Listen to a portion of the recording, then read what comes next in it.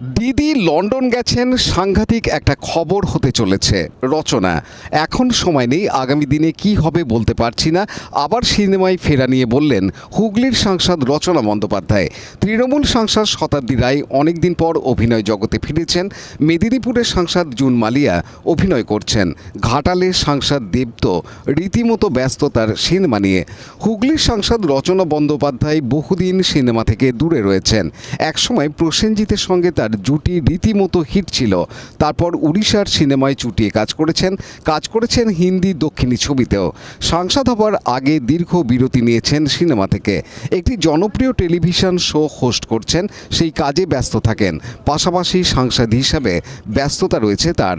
আজ পোলবার পাওনানে এক রক্তদান শিবিরে যোগ দিতে এসে রচনা বন্দ্যোপাধ্যায় আবার সিনেমায় ফেরা নিয়ে বলেন, এখন সময় নেই, তবে আগামী দিনে কি হবে সেটা বলতে পারবেন না। বিগত কয়েকদিন ধরে বিজেপির হিন্দুত্বের প্রচার সম্বন্ধে রচনা বলেন, আমরা বলি মানুষ সবার উপরে সত্য, তার উপরে কিছু নেই। রক্তের কোনো ধর্ম হয় না। রক্তদান শিবিরে যারা রক্ত দিচ্ছে তাদের কি ধর্ম দেখা হচ্ছে? বিজেপির কাছে কোনোদিনই কোনো ইস্যু ছিল না, এখনও নেই, আগামী দিনেও থাকবে না। মুখ্যমন্ত্রী মমতা বন্দ্যোপাধ্যায় লন্ডন গেছেন, সে প্রসঙ্গে বলেন, দিদি যখন গেছেন তখন একটা সাংঘাতিক কিছু খবর হতে চলেছে। ফিঙ্গার ক্রসড, আমরা পজিটিভ জিনিসে বিশ্বাস করি। পানু পালের রিপোর্ট, হুগলি টিভি।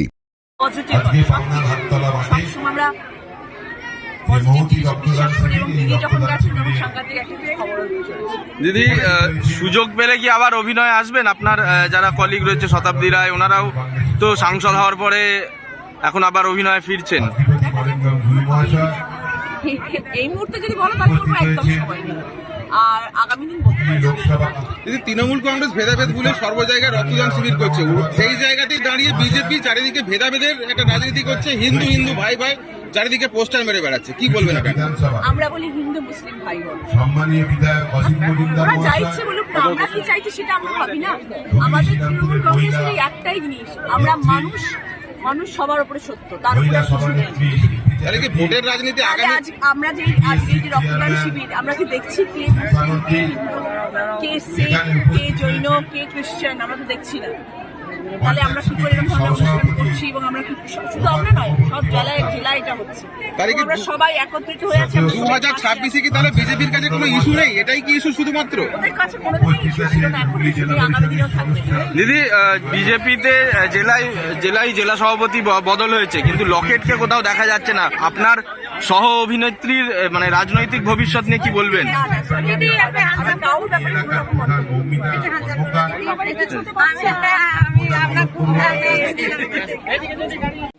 আমরা একটা বার্তা দিই যে পশ্চিম বাংলায় আমরা তৃণমূল কংগ্রেস করি এবং যার নেত্রী মমতা বন্দ্যোপাধ্যায়, নেতা অভিষেক বন্দ্যোপাধ্যায়, তাদের যে আদর্শ, তাদের যে চিন্তা ভাবনা, তৃণমূল কংগ্রেসের একজন কর্মী হিসেবে আমি বলি যে সারা পশ্চিমবাংলায় আপনি একটা লক্ষ্য রাখবেন, এই রক্তদান শিবির এছাড়া অন্যান্য সমাজসেবামূলক যে সমস্ত কাজকর্মগুলো আছে সেটা একটাই রাজনৈতিক দল করে বেড়ায়, সেটা হচ্ছে তৃণমূল কংগ্রেস। কারণ তৃণমূল কংগ্রেস মানুষের পাশে থাকে, মানুষের সাথে থাকে, মানুষের সুখ দুঃখের কথা শোনে।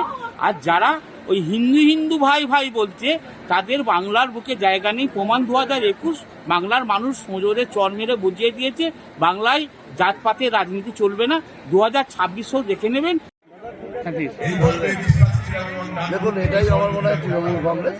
কেননা আজকে এখানে রক্তদান শিবির হচ্ছে, সারা গ্রাম যেমন এসছে, ঠিক সারা জেলা জুড়ে, সারা রাজ্য জুড়ে আপনারা দেখবেন 100টা রক্তদান শিবির চললে তার 95টা রক্তদান শিবির তৃণমূল কংগ্রেস করে। কাজে আমার নেত্রী মমতা বন্দ্যোপাধ্যায়, আমাদের নেতা অভিষেক বন্দ্যোপাধ্যায় যে বলেন মানুষের জন্য কাজ করার, মানুষের জন্য যদি কাজ কেউ করে থাকে সেটা তৃণমূল কংগ্রেস। আমরা সবসময় চেষ্টা করি যে মানুষের পাশে থাকতে। এমপি তো আসতে সারা ওনার কনস্টিটিউশনে যেখানে যেখানে প্রোগ্রাম এমপি চেষ্টা করেন আসা। আজকে তো দেখা যাচ্ছে যেমন হিন্দু ভাই ভাই বিজেপি পোস্টার করেছিল, তৃণমূল অন্যদিকে করেছিল হিন্দু মুসলিম শিখ ইসাই ভাই ভাই, সেরকম ফরওয়ার্ড ব্লকও দেখা যাচ্ছে, তারা লিখছে হিন্দু মুসলিম ভাই ভাই। কি বলবেন? দেখুন, আমাদের মানে ভারতবর্ষে এটাই ঐতিহ্য। আমরা সেকুলার কান্ট্রি, এখানে হিন্দু মুসলিম শিখ ইসাই সবাই একসাথে আমরা বাস করি, একসাথে বড় হয়েছি। লাইক, শেয়ার, সাবস্ক্রাইব করুন হুগলি টিভি। খবর এখন বুক পকেট।